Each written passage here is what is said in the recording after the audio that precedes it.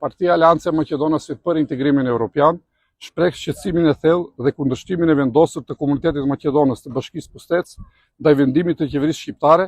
për hapjen e 3 qendrave pritëse për emigrantët në territorin e kësaj bashkie, konkretisht në njësinë administrative Zrnosko, në fushën sportive të Pushtecit dhe në fushën sportive të fshatit Dolna Gorica. Ky vendim buron nga akti normativ për miratimin e planit kombëtar të kontingjencës për flukset e përzierë migratore 2026-2028 i botuar në fletoren zyrtare, sipas të cilit në rast krize për menaxhimin e flukseve migratore parashikohen ngritjet e 20 qendrave pritëse për emigrantët në territorin e Republikës së Shqipërisë gjatë 2 viteve të ardhshme. Këto qendra janë planifikuar për emigrantë nga Afganistani, Pakistani, Irani, Siria, Libani dhe Gaza, të cilët përdorin Shqipërinë si vend tranziti drejt Bashkimit Evropian.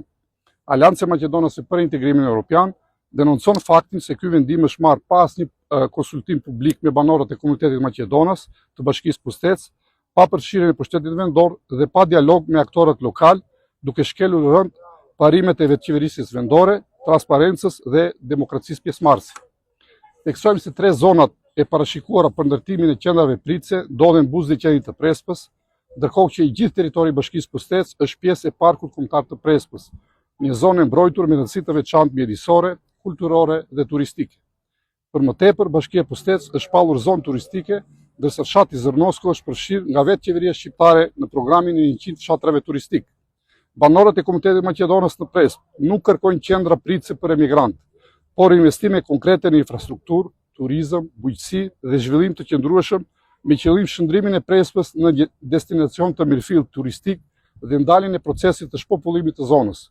Hapja e këtyre qendrave e kombinuara me mungesën e plotë të investimeve shtetërore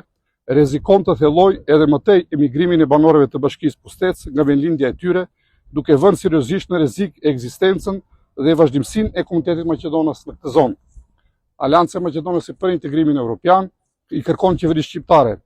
heqjen e menjëhershme të Bashkisë Pushtec nga harta e parashikuar për ngritjen e qendrave pritëse për emigrantët,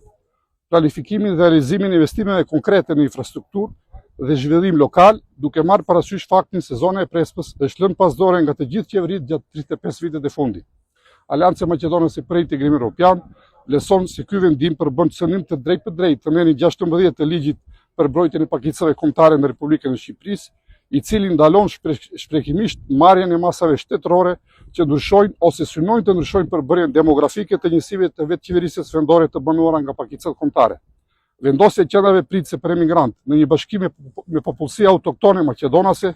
përbën një ndërhyrje demografike me pasoja afatgjata, e cila rrezikon seriozisht ekzistencën, identitetin dhe qëndrueshmërinë e këtij komuniteti, si dhe do të ketë ndikim negativ në zhvillimin e turizmit në zonën e Prespës. Partia Aleanca e Maqedonisë për Integrimin Evropian do të djegë të gjithë rrugat ligjore dhe institucionale për mbrojtjen të drejtave të komunitetit maqedonas të Bashkisë Pushtec dhe u bën thirrje institucioneve shtetërore që të respektojnë ligjin, mjedisin, identitetin dhe vullnetin e banorëve autokton të Prespës.